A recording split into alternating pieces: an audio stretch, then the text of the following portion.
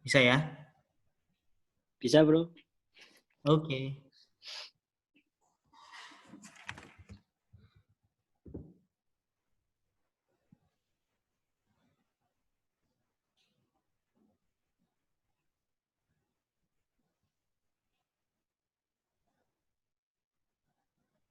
Alhamdulillah sudah masuk. Mas Fuad ya sudah masuk juga. Belum Ada mulai kan ya? ya? Belum mulai. Belum. Oke. 3 menit lagi insya Allah kita mulai. Sebentar saya ambil headset dulu. Karena masih di jalan.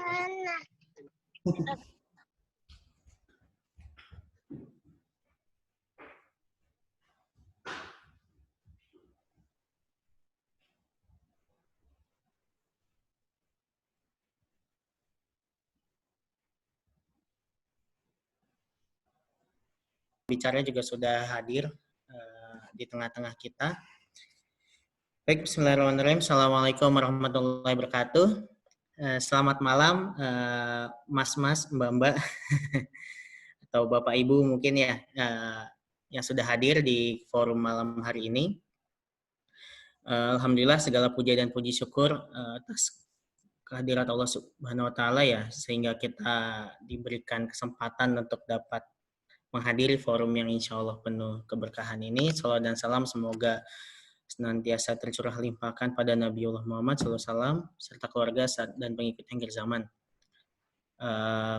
Pada malam hari ini forumnya terbuka ya sebenarnya, jadi monggo kalau misalnya masih mau di-share linknya, kita terbuka ini untuk umum, nggak cuma untuk warga Malang aja, tapi ya se-Jawa Timur, bahkan se-Indonesia ya, atau bahkan kalau ada keluarga kerabat yang dari luar negeri ya nggak apa-apa kalau mau ikutan juga ya. Pertama saya mengucapkan terima kasih kepada para pembicara yang sudah berkenan untuk menghadiri atau menjadi narasumber ya dalam forum malam hari ini. Sebenarnya kemarin kami juga coba mengundang dari kalangan serikat pekerja ya, cuma setelah kami coba hubungi sepertinya agak sulit gitu untuk menemukan waktunya, dan mungkin juga belum ya, artinya mungkin masih banyak kesibukan lain ya, sehingga tapi alhamdulillah ya sudah forum malam hari ini dihadiri oleh Mas Solahuddin Al-Fatih ya, yang merupakan dosen tata negara Fakultas Hukum UMM, sehingga nanti bisa memberikan pencerahan ya atau informasi-informasi baik secara teoritis maupun secara keilmuan ya, ataupun secara praktis begitu, dari sisi hukum tata negara, atas polemik yang sudah terjadi ya di negeri ini. Kemudian juga ada Mas Hasbullah ya, saya manggilnya Mas aja ya, karena masih muda semua ini. Mas Hasbullah yang merupakan pemerhati sosial dan politik, juga hukum ya. Beliau S1 politik, S2-nya hukum, sehingga insya Allah juga bisa berbagi pengetahuan dan informasi ya untuk kita semua pada malam hari ini. Dan juga alhamdulillah juga sudah berkenan hadir Mas ya, Kakanda Ahmad Fuad Rahman ya. Beliau adalah sekretaris fraksi PKS ya, partai yang menolak ya, dengan tegas menolak Undang-Undang Cipta Kerja atau Omnibus Law ini.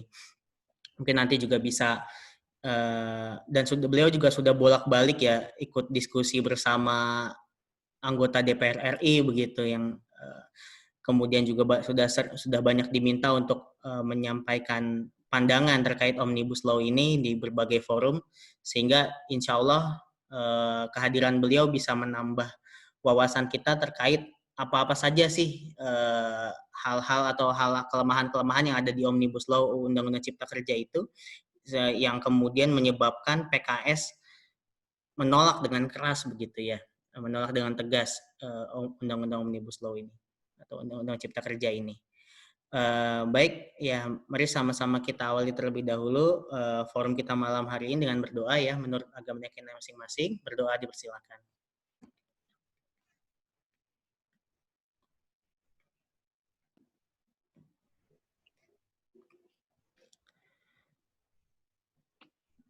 Kemudian dilanjut tilawah, silakan Mas Alif.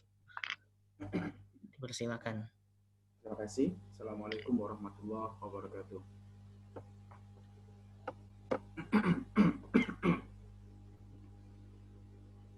A'udzu billahi minasy syaithanir rajim.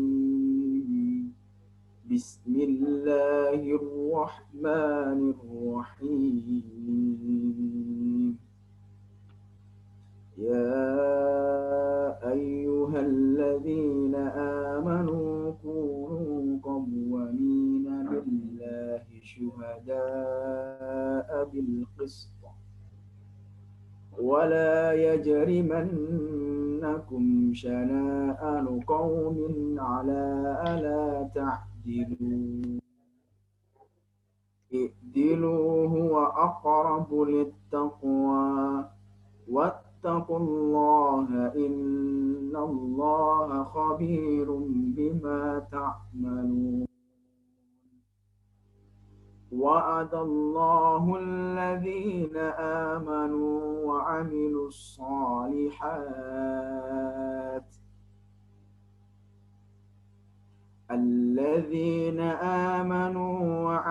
الصالحات لهم مغفرة وأجر عظيم.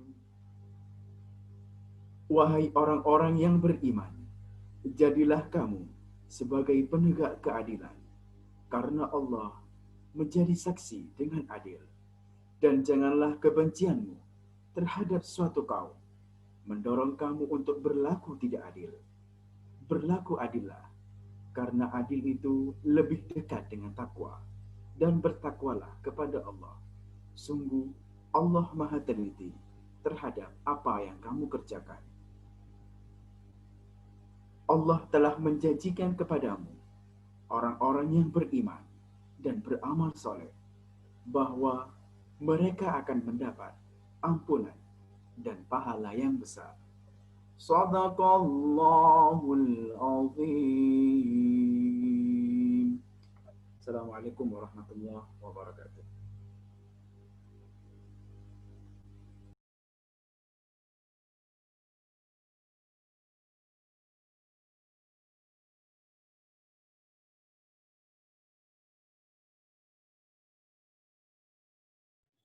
Ya, oh ya, saya mute. Sorry.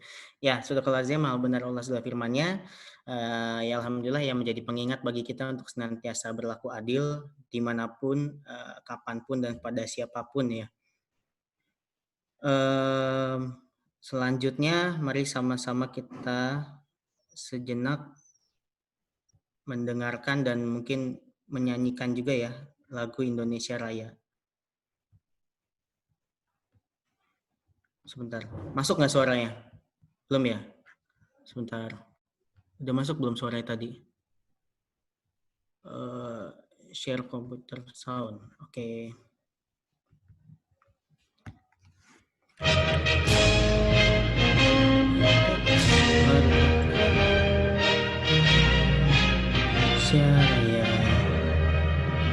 Indonesia tanah airku.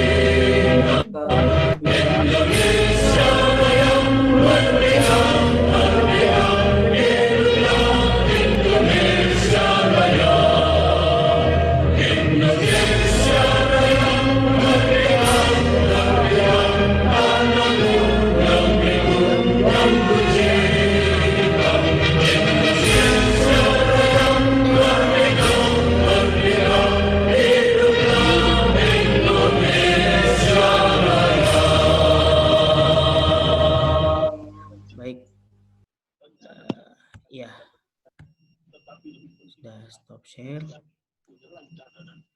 Oke, sebentar. Ada pesan dari Mas Yon. Bentar. Mesin kemasan. Ya, baik. Ini jadi masukan ya buat kita semua, termasuk terutama kami ya dari Gema Keadilan, artinya mungkin nanti persiapannya bisa lebih matang. Ya, terima kasih tadi Mas Afandi ya memberi masukan lewat chat. Baik, sekali lagi selamat malam Mas-mas, Mbak-mbak, Bapak Ibu yang sudah hadir pada forum malam hari ini dan juga yang sudah menyaksikan live melalui YouTube PKS Kota Malang. Sekali lagi mengucapkan terima kasih atas kehadirannya, dan pada malam hari ini insya Allah kita akan mencoba berdiskusi ya, berdiskusi dengan nanti ada pemaparan dari pembicara-pembicara mengenai ya, dengan tema membedah catatan kritis pada Omnibus Law Undang-Undang Cipta Kerja. Nah, sekali lagi saya perkenalkan pemateri kita malam hari ini yang insya Allah sudah ada di tengah-tengah kita semua. Yang pertama adalah Mas Salahuddin Al-Fatih. Beliau adalah dosen Fakultas Hukum Universitas Muhammadiyah Malang dari prodi apa jurusan ya? Bidang Hukum Tata Negara ya Mas ya. Beliau sudah sering diminta berbicara di berbagai macam forum dan juga tulisan-tulisannya sudah banyak masuk jurnal internasional sehingga insya Allah kita bisa banyak mendapatkan ilmu dari beliau. Nah, kemudian juga ada Mas Hasbullah. Mas Hasbullah ini pemerhati politik dan hukum. Sekaligus beliau juga merupakan penulis ya, Mas ya. Beliau sudah menerbitkan buku. Saya lupa judulnya apa, Mas. Dia mungkin bisa disebutkan ya, buku yang sudah dihasilkan. Dan juga beliau ini juga sering menjadi kolumnis ya di Radar Malang ya dan Malang Post ya. Kemudian ada Mas Ahmad Fuad Rahman, beliau adalah Sekretaris Fraksi PKS DPRD Kota Malang, sekaligus beliau adalah Ketua Umum Gema Keadilan Jawa Timur yang baru terpilih ya. Mas Fuad, beliau pengalamannya sudah luar biasa, beliau juga mantan aktivis dulunya ya, ketika mahasiswa aktif di Kesatuan Aksi Mahasiswa Muslim Indonesia, dan kemudian saat ini beliau melanjutkan perjuangan melalui parlemen ya di DPRD Kota Malang. Baik, ya kita sudah sama-sama mengetahui ya bahwasanya ada mungkin banyak di antara kita juga sudah melihat ya ada fenomena yang sebenarnya tidak terjadi dalam 1-2 hari ini saja begitu, tapi gelombang aksi atau protes yang digalakkan oleh mahasiswa maupun serikat pekerja itu sudah sejak berbulan-bulan yang lalu ya, bahkan setahun yang lalu ya sudah terjadi begitu ketika awal pembahasan Omnibus Law Undang-Undang Cipta Kerja. Memang undang-undang ini menjadi polemik ya di tengah masyarakat karena pembahasannya yang terlalu cepat, tergesa-gesa, ditambah lagi saat ini sedang menghadapi pandemi COVID ya, sehingga diharapkan sebenarnya pemerintah lebih fokus di sana begitu. Lebih fokus di sana untuk mengatasi COVID terlebih dahulu, tapi kemudian kok tiba-tiba ada undang-undang yang pembahasannya dipercepat gitu, seolah-olah ya mumpung lagi COVID nih ya, kemudian disegerakan saja penyelesaiannya. Barangkali mungkin ya saya tidak tahu ya bagaimana kemudian dinamika yang ada di parlemen sana sehingga kemudian dipercepat ya. Pembahasannya dipercepat. Presiden Jokowi dalam pidatonya menyampaikan bahwa ini harus segera disahkan ya agar kita untuk mengejar ketertinggalan kita dari negara-negara lain ya. Ditambah lagi informasi-informasi yang beredar, dijelaskan dari pemerintah bahwasanya nilai investasi kita sudah mulai tertinggal ya dibandingkan Vietnam gitu. Dia artinya ketika pandemi COVID ini banyak perusahaan dari Cina maupun Korea, dari Korea Selatan kalau tidak salah, itu yang kemudian memilih untuk memindahkan pabriknya atau perusahaan-perusahaannya ke negara-negara di ASEAN ya, di kawasan ASEAN. Dan pilihan yang menjadi prioritas saat ini adalah Vietnam. Mengapa Vietnam? Karena dengan akses kemudahan investasi di sana, mengurus perizinan dan seterusnya itu lebih mudah dibandingkan Indonesia, sehingga kemudian diharapkan oleh pemerintah dengan disegerakannya Undang-Undang Cipta Kerja ini keluar, harapannya adalah kita bisa mengejar ketertinggalan itu. Apalagi ditambah lagi Presiden kemarin menyampaikan bahwasannya untuk segera mengembalikan kondisi perekonomian ya dari pandemi COVID ini ya, di mana UKM sudah banyak yang berguguran ya, bahkan perusahaan bukan hanya UKM tapi bahkan perusahaan konglomerasi pun ya sudah banyak yang bangkrut dan seterusnya ya.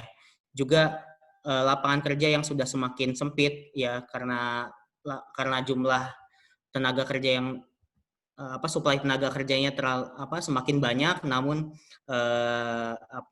perusahaan yang siap menampung itu semakin sedikit ya, apalagi tadi ya karena COVID kemudian sehingga banyak karyawan-karyawan dan buruh yang kemudian di PHK. Nah ini itu alasan dari pemerintah begitu ketika kemudian mengusulkan Undang-Undang Cipta Kerja dan kemudian dibahas di DPR dan DPR juga menyegerakan begitu. Tapi bagaimana ini kemudian kita mencoba melihat dari sisi lainnya, dari aspek administrasi atau hukum tata negara ini seharusnya bagaimana, Mas Fatih? Mungkin bisa dijelaskan kepada kita semua, idealnya bagaimana, apakah pembahasan yang terlalu terburu-buru ini karena dengan alasan tadi mengejar target ini menjadi memang sebuah kesalahan begitu, sehingga akibatnya aspirasi dari masyarakat tidak bisa diserap dengan baik, sehingga kemudian menimbulkan kontroversi, atau seperti apa? Ataukah memang itu pilihan yang tepat gitu yang sudah dijalankan pemerintah? Monggo Mas Fatih mungkin bisa dijelaskan. Baik, cek. Terima kasih Mas Reza ya. Iya. Oke. Assalamualaikum warahmatullahi wabarakatuh. Waalaikumsalam warahmatullahi wabarakatuh. Yang saya banggakan teman-teman Reza yang semakin membulat gitu ya.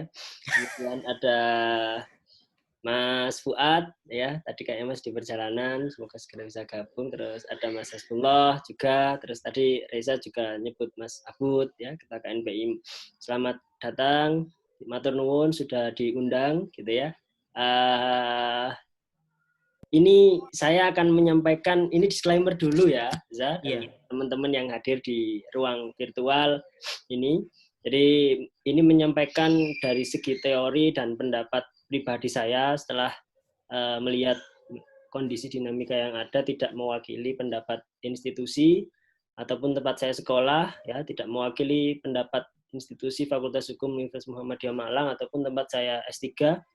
Saat ini sedang S3 di Doktor Ilmu Hukum Universitas Brawijaya. Jadi murni ini berdasarkan secara teori dari sudut pandang, kacamata hukum ketatanegaraan dan teori ilmu perundang-undangan. Jadi dalam hukum tata negara itu ada subnya lagi namanya ilmu perundang-undangan yang mempelajari tentang bagaimana sebuah peraturan perundang-undangan dari proses dia direncanakan sampai dia diundangkan. Ada 5 tahapan itu. Nah, baik, bismillah. Kita akan mencoba membedah, mohon maaf tidak ada PowerPoint ya, sengaja memang, nanti kalau ada PowerPoint ada yang salah di caption gitu kan, nah, nanti jadi bahan meme nanti ya. Jadi ini lebih kepada ada 2 dinamika yang perlu kita pahami secara teoritis. Yang pertama, kita coba membahas dulu tentang ilmu apa itu Omnibus Law ya. Jadi yang rame kan sekarang tolak Omnibus Law gitu. Berdasarkan banyak teori, kebetulan beberapa hari sebelum RUU Cipta Kerja disahkan itu, saya FGD bersama MPR waktu itu bahas tentang ya dinamika hubungan pusat dan daerah. Kebetulan waktu itu ruang virtual juga hadir Pak Benika Harman, Tifatul Sembiring, kemudian Fahira Idris gitu ya. Dan waktu itu saya secara pribadi mengusulkan ada Omnibus Law.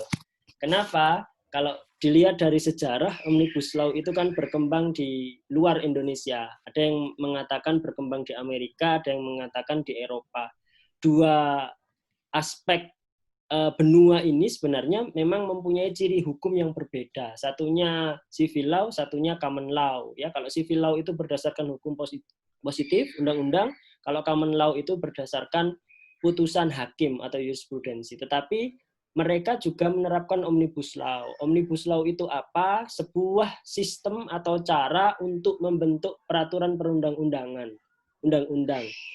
Dengan cara apa? Dengan cara menyatukan cukup banyak undang-undang menjadi satu. Maka tulisannya Pak Dahlan Iskan beberapa hari yang lalu itu kan Bus Omni, gitu kan? Kenapa? Karena di situ menampung banyak undang-undang. Kalau melihat data ya dari beberapa media, termasuk pernyataan dari Bu Ledia Hanifah ya, dari fraksi PKS juga saat diwawancarai sama Mata Najwa itu kan Undang-Undang Cipta Kerja ini menggabungkan lebih dari 70 undang-undang yang ada. Jadi ada klaster-klaster tersendiri, karena kita kan sudah familiar ya dengan istilah klaster ini ya. Jadi ada klaster undang-undang ketenagakerjaan, ada klaster perizinan gitu ya, sangat banyak. Maka secara teoritis sejatinya proses pembentukan undang-undang yang digabung dimasukkan dalam satu bus, bahasanya Pak Dahlan Iskan kan seperti itu, digabung dalam satu bus itu tidak ada masalah. Ya, kenapa? Karena kalau dipisah-pisah, ya, yang pertama terkait efisiensi waktu. Kalau dipisah-pisah nggak jadi-jadi, ya. Kemudian yang kedua, dipisah-pisah menjadi undang-undang tersendiri, rawan tumpang tindih wewenang. Nanti diujikan lagi, ada tumpang tindih. Nah, ini memperlambat proses dari berlakunya undang-undang itu. Maka secara teoritis, Omnibus Law atau pembentukan peraturan perundang-undangan dalam satu gerbong yang besar itu sah dan tidak bermasalah.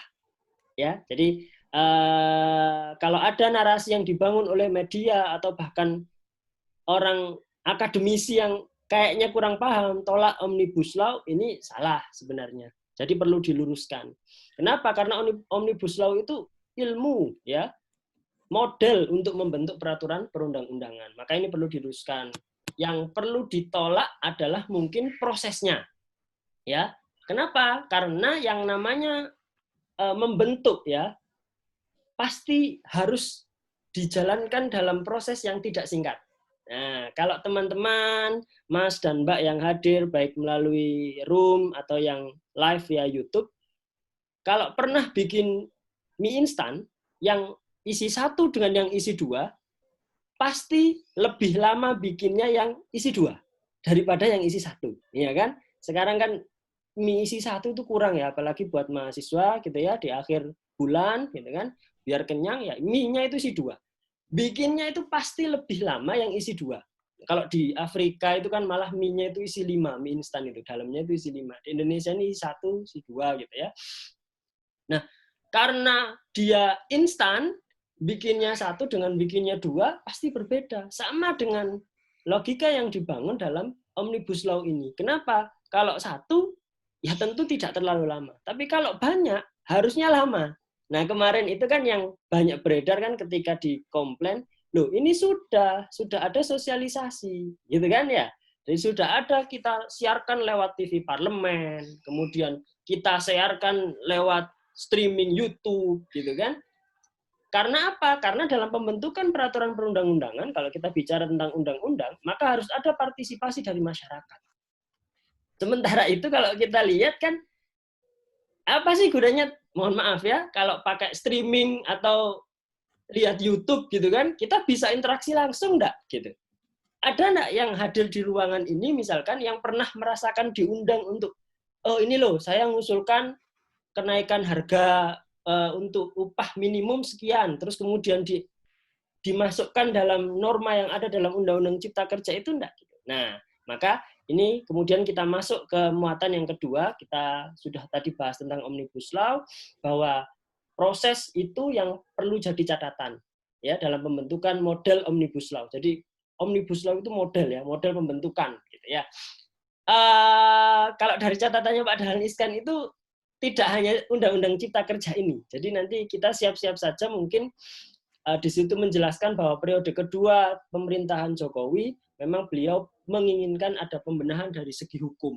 Jadi akan ada belasan. Kalau Pak Dahlan Iskan ngomongnya 11. Dan nanti siap-siap ditunggu. Karena sejatinya model Omnibus Law secara mini, kalau Undang-Undang Cipta Kerja kan 70-an. Ya, 76 atau 79 undang-undang jadi satu. Pasalnya ribuan. Jadi kalau ditanya, saya sudah baca atau belum? Ya, baca pasal yang satu undang-undang saja itu capek ya, apalagi ini ribuan, gitu kan? Undang-undangnya banyak dijadikan satu. Nah, nanti ke depan banyak akan ada seperti ini. Kalau dilihat dari sejarah, sejatinya Indonesia itu sudah ada beberapa model penyusunan undang-undang melalui Omnibus Law ini. Yang pertama itu saya mencatat ada Undang-Undang ITE ya, yang sering dijadikan kalau kita nulis atau beropini, nge-tweet gitu, tiba-tiba di-capture, terus kemudian dilaporkan ke Polda Metro Jaya. Yang terakhir kan Najwa Shihab ya, Mbak Najwa itu kemarin dilaporkan sama relawannya Jokowi karena melakukan wawancara dengan kursi kosongnya Menteri Kesehatan, Pak Terawan, gitu kan. Nah, ini kan lucu gitu kan, Undang-Undang ITE. Kemudian yang kedua ada Undang-Undang Pemilu. Topik penelitian saya itu Undang-Undang Pemilu, Undang-Undang Nomor 7 tahun 2017 itu juga menggabungkan beberapa undang-undang. Ada di satu situ. Ciri-cirinya apa? Yaitu tadi, tebel pasti. Ngecek, apakah saudara sudah baca? Nah, narasi yang berkembang di masyarakat kan seperti itu. Yang tanya itu belum tentu sudah baca. Bahkan mohon maaf, yang bikin pun belum tentu sudah baca. Ya, kenapa? Karena itu di klaster-klaster. Ya, di klaster-klaster. Ada klaster ini sendiri, klaster ini digabung. Kayak kerja kelompok. Ya, kalau teman-teman yang pernah kuliah, pernah sekolah itu kan kerja kelompok biar cepat kan dibagi. Terus saya bahas pendahuluan, kamu pembahasan ya, nanti selesai. Nah, ini kita beralih dulu. Kemudian masuk ke substansi dari Undang-Undang Cipta Kerja ini. Di sini juga sebagai akademisi saya ingin memaparkan dua sudut pandang. Yang pertama segi positifnya dulu ya. Nanti biar kita nggak negatif terus gitu ya. Nanti energi kita habis juga kalau untuk menyoroti hal-hal yang buruk terus. Nah, secara positif kita bisa melihat bahwa ada keinginan atau ikhtiar baik dari pemerintah untuk merubah tatanan terutama di sektor usaha ya, usaha, karena Undang-Undang Cipta Kerja ini berkeinginan ya secara makro itu memudahkan iklim berusaha di Indonesia. Siapa yang diuntungkan? Dari bacaan, dari literatur yang ada tentang Undang-Undang Cipta Kerja memang sebenarnya adalah pengusaha.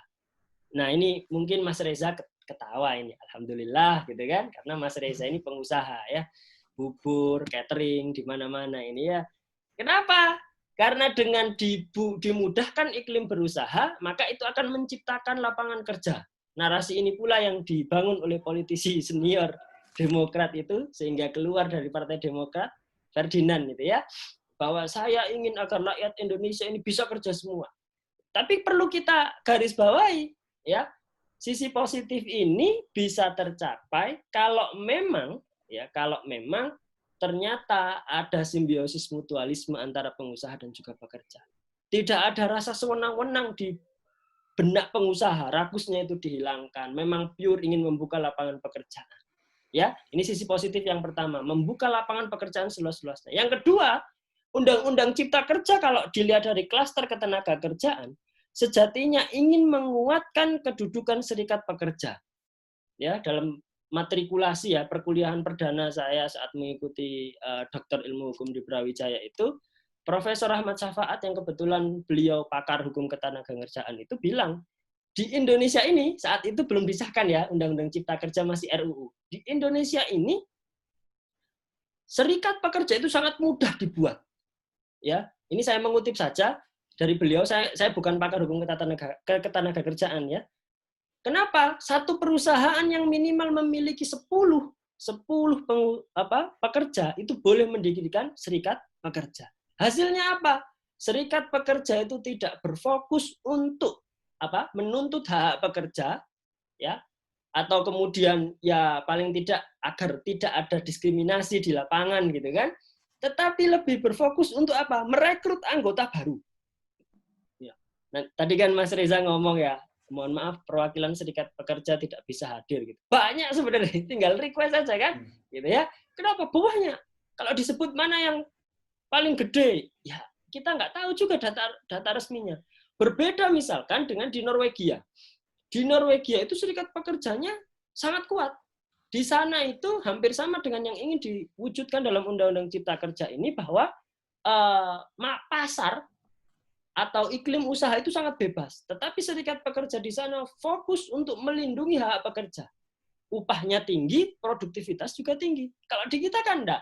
Serikat pekerja itu fokus hanya di dalam ya lingkup perusahaan itu saja. Tidak sampai ke tingkat nasional, tidak sampai ada perwakilan mereka di parlemen, gitu kan.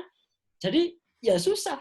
Mereka dibiarkan sengaja didesain seperti itu, maka tidak ada hak yang bisa dilindungi. Nah, oleh karena itu, dua hal yang positif ini, loh, kok cuma dua, yang lain banyak. Nanti kita tunjukkan juga kelemahannya dua juga, biar nanti ada sesi diskusinya. Ya, dua hal yang positif ini sebenarnya diinginkan pemerintah ya di masa pandemi ini. Tidak masalah, bagus itu. Ya, Tetapi kita harus melihat ada yang negatif, gitu kan? Yang beredar di masyarakat itu kan kontra narasi. Hoax, dibilang hoax, ya gitu ya. Maksudnya ini hoax padahal fakta. Ini fakta padahal hoax, gitu kan? Pusing kita ya. Kenapa? Karena ya memang ada divisi khusus untuk kontra narasi itu, gitu kan? Nah, maka kita belajar. Kemudian yang negatif apa? Pertama, Undang-Undang Cipta Kerja ini kekurangannya adalah dia ingin membuat fleksibel market. Apa? Pasar yang sangat fleksibel. Loh, pasar sangat fleksibel kok bisa jadi negatif? Kenapa kok bisa seperti itu? Nah, dengan adanya pasar yang fleksibel itu menuntut setidaknya ada dua hal. Yang pertama, ya, tidak ada batasan yang jelas tentang upah. Iya kan? Maka kalau sebelumnya di undang-undang sebelumnya ada misalkan upah minimum di tingkat provinsi, kabupaten, sekarang tidak ada lagi jenjang itu. Ya kenapa? Karena fleksibel market. Jadi dilihat berdasarkan produktivitas. Ya, misalkan Mas Reza melihat, waduh, ini pengantar catering saya ini kok nggak pernah on time, ngantar ke customer kok selalu tumpah kuahnya, gitu ya. Maka dipotong. Bisa dipotong. Kenapa? Karena tidak ada batasan itu tadi. Kemudian yang kedua, dengan upah yang tidak ada patokan secara pasti itu, yang kedua berdampak pula terhadap jumlah pegawai. Ya, kalau yang beredar di media sosial maupun platform media streaming itu kan tidak ada pegawai atau pekerja tetap, ya. Maka sejatinya Undang-Undang Cipta Kerja ini memberikan peluang atas nama efisiensi. Kalau sewaktu-waktu Mas Reza ingin, waduh, catering saya cuma butuh ngelayani 100 customer. Ini cukuplah untuk 2 orang aja. Maka pegawainya yang 5 itu bisa di-cut yang 3. Ini dampak dari fleksibel market. Dan ini sebuah keniscayaan yang tidak bisa dihindari, gitu ya. Jadi berbahaya dalam tanda kutip untuk pekerja-pekerja kontrak, gitu ya. Kenapa? Karena dia bisa dikontrak terus, statusmu apa kontrak, ya. Di regulasi sebelumnya itu dijelaskan kalau kontrak itu maksimal 2 kali. Jadi misalkan dikontrak pertama setahun gitu ya, kemudian tahun kedua dikontrak lagi. Setelah itu tidak boleh lagi kontrak. Ya yang bagus dijadikan tetap, gitu kan. Nah, fleksibel market ini kemudian kelihatan bacaannya itu memang menguntungkan pengusaha karena memang arahnya ini agar mendorong investasi masuk kan, seperti itu. Nah, saya bukan pakar ekonomi, nanti kalau ditanya terkait itu saya juga nggak paham, gitu ya. Kemudian yang kedua adalah kemudahan dalam melakukan perizinan. Loh, enak kan izin? Misalkan saya izin mau mendirikan apartemen di tepi sungai, misalkan ya, di Malang kan ada apartemen ya, tepi sungai. Izin AMDAL-nya gimana? Boleh enggak? Gitu. Ini menjadi kekurangan dalam Undang-Undang Cipta Kerja ini. Kenapa? Karena Undang-Undang Cipta Kerja ini didesain based on risk, berdasarkan resiko. Resiko mitigasinya itu direncanakan. Artinya begini, kalau sebelumnya modelnya adalah disuruh kemudian dicatat izin AMDAL-nya ini kira-kira kalau jaraknya 1 kilo, aman nggak fondasinya dekat sungai. Kalau sekarang itu didesain untuk kemungkinan kalau 1 kilo ini akan terjadi gempa. Kemudian gempanya diatasi seperti apa.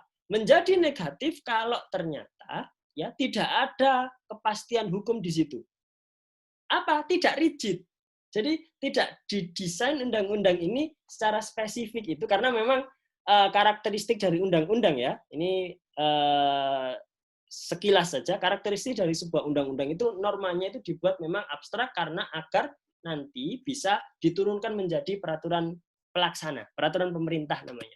Ya waktu itu kalau nggak salah salah satu anggota DPR mengamini ya nanti dibuat di peraturan itu, gitu ya. STIH Jentera Jakarta yang tadi sore mengadakan diskusi juga itu ngomong kalau mereka sudah menyusun ya mendalami Undang-Undang Cipta Kerja ini setidaknya ada 430 kalau nggak salah. 430 peraturan pelaksana yang mungkin nanti akan bisa dibuat dari Undang-Undang Cipta Kerja ini. Jadi pengennya itu tidak obesitas regulasi, ya obesitas regulasi itu undang-undangnya banyak tumpang tindih gitu kan. Tetapi ternyata justru undang-undangnya satu, peraturan pelaksananya banyak. Ini kan seolah-olah, mohon maaf Mas Fuad ya, ini kan seolah-olah biar ya DPR gak ngapa-ngapain dong, karena fungsi DPR itu kan mengawasi undang-undang. Sanggup gak mengawasi peraturan pemerintah, gitu kan? Karena apa? Karena tipologi atau definisi dari pemerintah itu kan merujuk kepada eksekutif ya, sementara DPR kan legislatif. Jadi ada dua kekurangan dan dua kelebihan yang secara teori, secara garis besar kita bisa melihat dari Omnibus Law dan juga Undang-Undang Cipta Kerja ini. Sekali lagi mohon diluruskan narasinya yang dibangun itu kan, tolak misalkan. Ada lagi yang lucu ya, tolak Omnibus Law. Ya, itu ilmu gitu kan, kayak jadi tolaknya ya kalau mau ya tolak Undang-Undang Cipta Kerja misalkan. Dan juga ada lagi yang lucu, mosi tidak percaya. Mosi ini topik ya Mas, mohon maaf tapi pengen saya luruskan, gemes saja kalau lihat seperti itu. Kenapa? Mosi tidak percaya itu tidak berlaku di negara yang menganut sistem pemerintahan presidensil kayak kita. Kita ini sistem presidensil, bertanggung jawab kepada presiden. Nah, mosi tidak percaya itu biasanya di negara sistem pemerintahannya parlementer, di Eropa itu. Ya, bertanggung jawab kepada parlemen. Begitu ada mosi tidak percaya, diusut ya sudah, bubar, gitu kan. Kasihan juga kan kalau mosi tidak percayanya ke DPR. Narasinya kan DPR yang salah. Iya kan? Kasihan dong Mas Reza, Mas Fuad di PKS gitu ya, yang sudah menolak. Karena ini yang ditolak adalah DPR, gitu kan? Padahal di DPR ada dua yang menolak, PKS juga Demokrat. Ya, jadi ini kayaknya perlu diluruskan, bukan mosi tidak percaya, tapi ya kalau mau disebut aja partai-partai yang tidak mendukung itu. Jadi sebagai akademisi saya beri itu tadi wawasan tentang secara teoritis tentang Omnibus Law dan juga teknik penyusunannya serta muatan singkat saja, nggak bisa dibedah satu persatu. Monggo nanti dilanjutkan yang lain dan diskusi. Terima kasih Mas Reza. Mohon maaf. Assalamualaikum warahmatullahi wabarakatuh.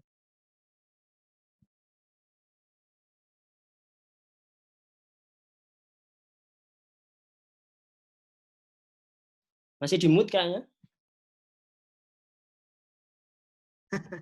Ya, baik, terima kasih Mas Salahuddin Al-Fatih ya atas pemaparannya. Jadi ada beberapa catatan memang ya terkait dengan Omnibus Law itu tadi ya. Jadi kalau bicara tentang sisi positifnya tentu ada, cuman sisi negatifnya ada beberapa yang menjadi catatan begitu, sehingga kemudian terjadi gelombang protes begitu ya, terutama dari kalangan pekerja. Baik, ini sebenarnya ada 3 sesi ya. Jadi tadi pembicara yang pertama adalah Mas Fatih, kemudian nanti yang kedua Mas Hasbullah, kemudian yang ketiga Mas Fuad gitu. Nah ini supaya ada diskusi dua arah. Tapi untuk Mas Hasbullah dan Mas Fuad nanti dirapel ya untuk diskusinya di akhir.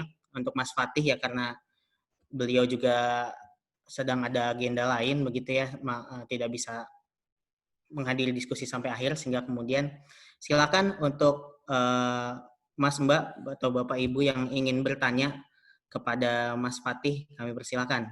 Atau mungkin dari pembicara sendiri, mungkin Mas Fuad atau Mas Hasbullah ingin mengkritisi apa yang disampaikan Mas Fatih ya, kami persilakan. Siapa ada yang mau tanya? Yang di YouTube disapa juga. Oh iya, ada yang di YouTube ya tadi.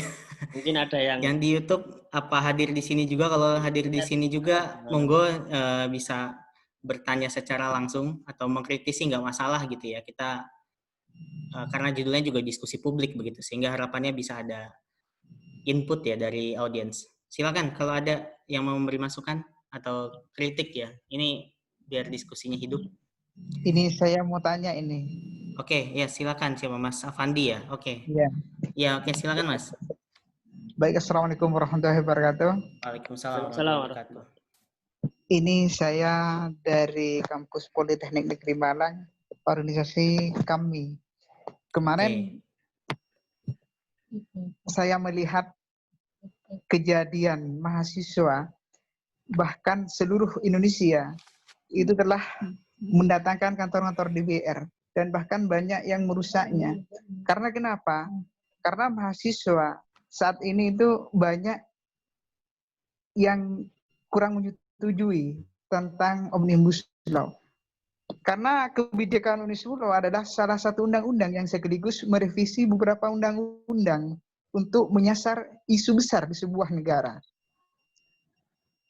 Omnibus Law menurut hukum online, konsep ini juga dikenal dengan Omnibus Bill yang sering digunakan di negara yang menganut sistem common law seperti Amerika Serikat dalam membuat regulasi. Regulasi dalam konsep ini adalah membuat satu undang-undang baru untuk mengamandemen beberapa undang-undang sekaligus. Dampak Omnibus Law kepada rakyat Indonesia seluruhnya memperburuk perlindungan hak perempuan buruh, tidak dikenal cuti karena haid atau keguguran karena hanya menyebutkan cuti tahunan dan cuti panjang lainnya yang diatur dalam perjanjian kerja, peraturan perusahaan atau perjanjian kerja bersama. Apakah Omnibus Law merugikan buruh?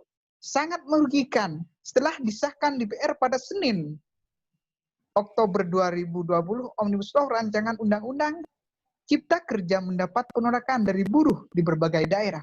Alasannya, Omnibus Law Cipta Kerja merugikan buruh karena perubahan kebijakan tentang pesangon. Kenapa Omnibus Law merugikan buruh? Isi Omnibus Law Cipta Kerja dianggap merugikan karena menghapus ketentuan upah minimum di kabupaten baik di kota dan juga dapat menurunkan nilai pesangon ketika mengalami pemutusan hubungan kerja yang disebut dengan PHK.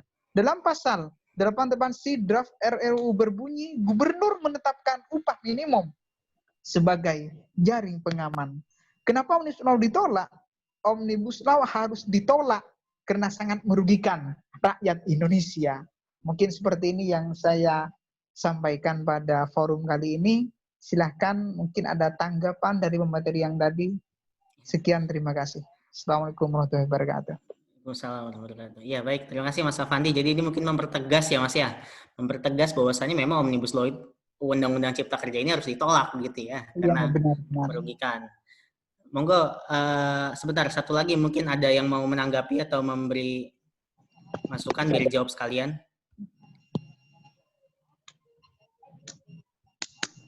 Ada?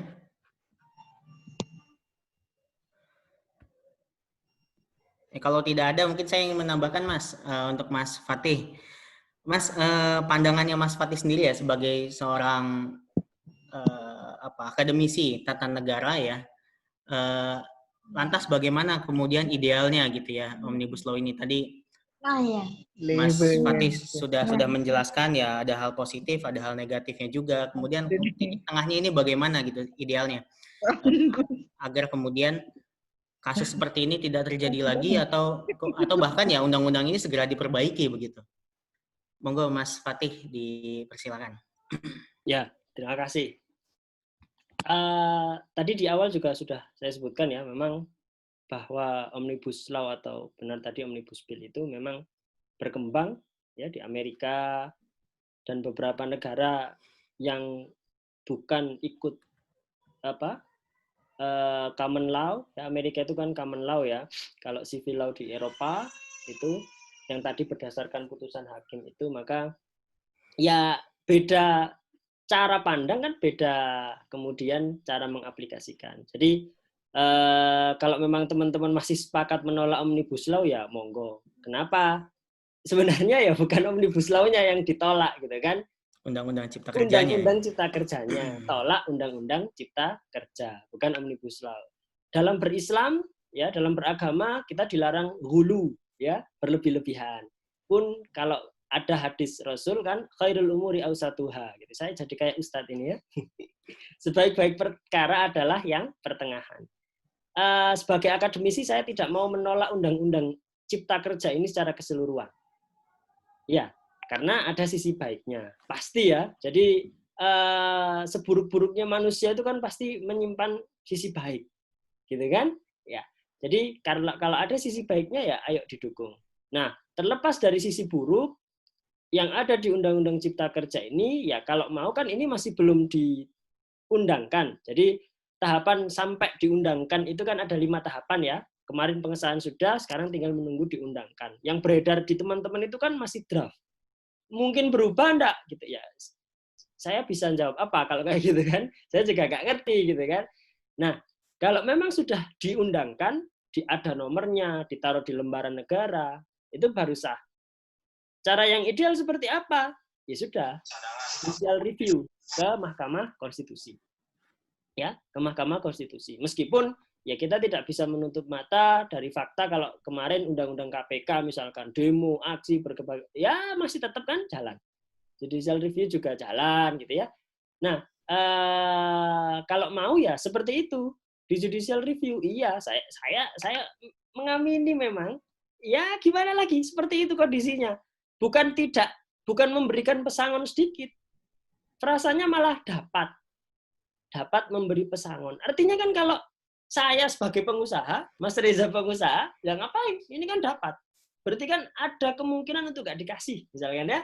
Di pesangon itu tadi loh, terkait pesangon kalau misalkan di PHK. Frasanya itu dapat memberi pesangon.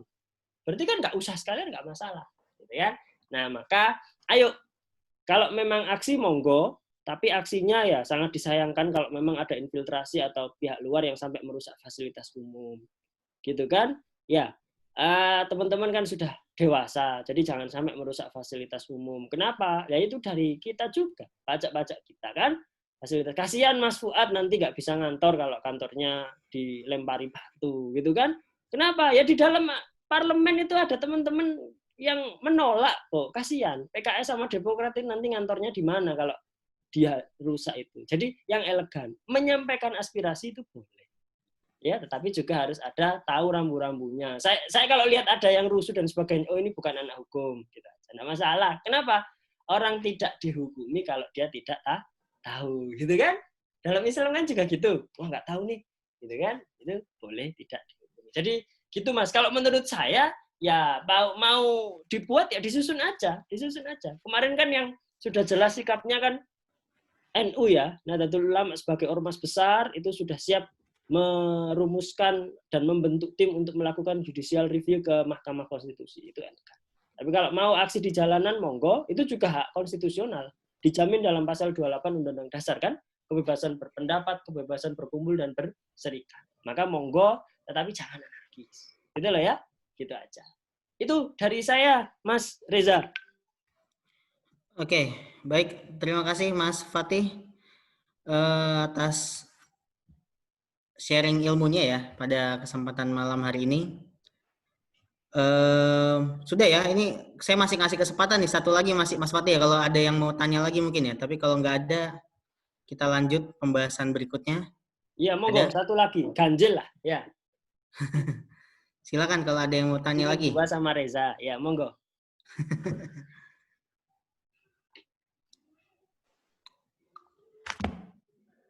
Atau nanti dikasih di-share aja nomornya, atau kalau mau diskusi ke kampus, ngobrol enggak masalah ya.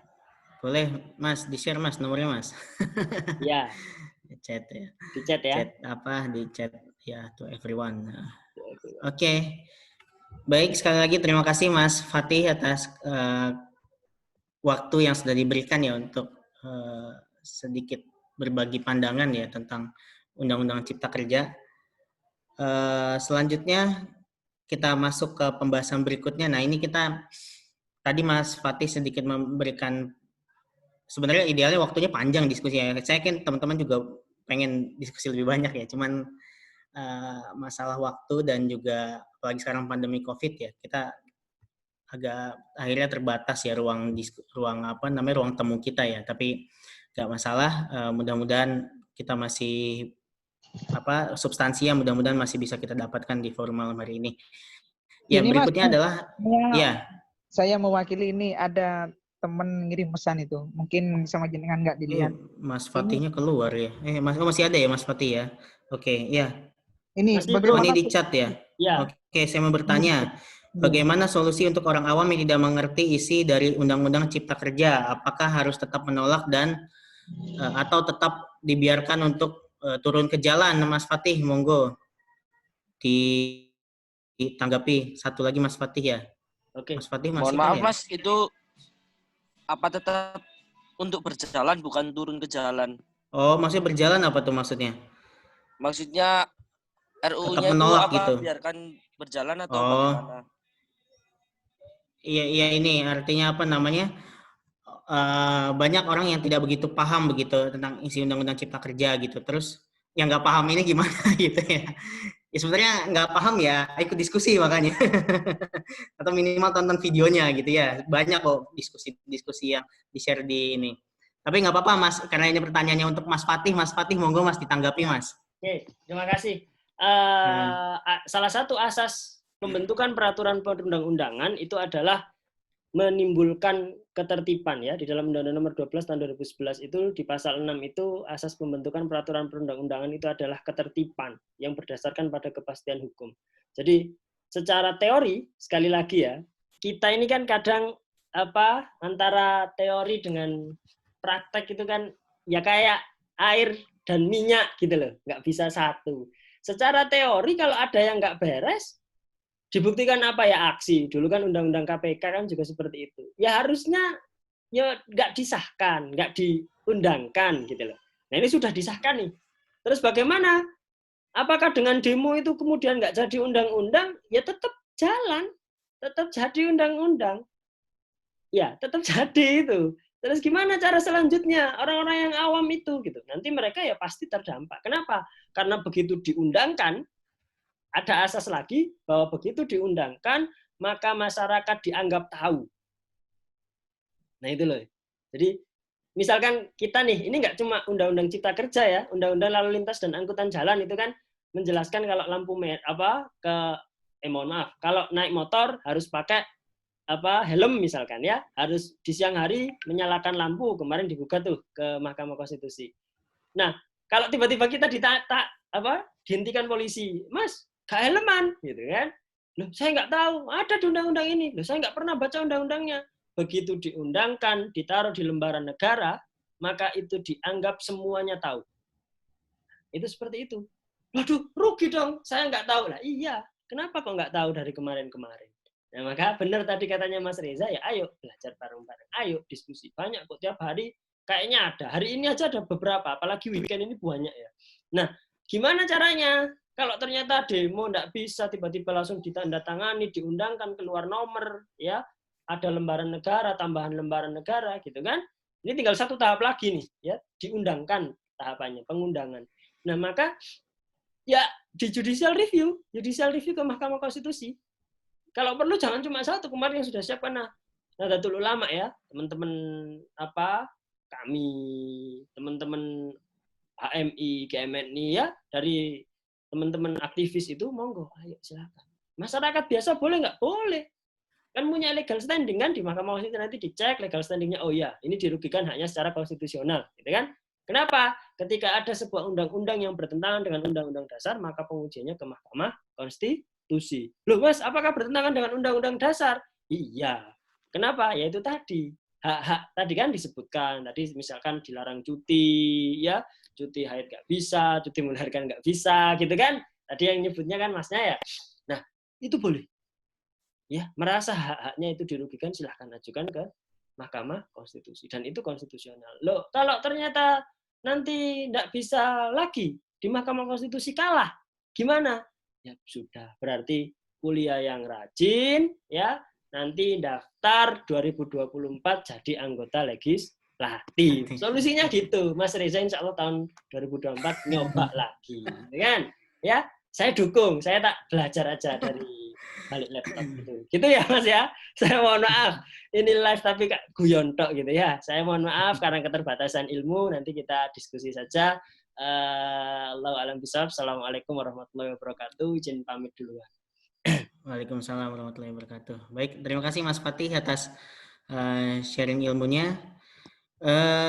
Ya, kita masuk ke pembahasan berikutnya ya.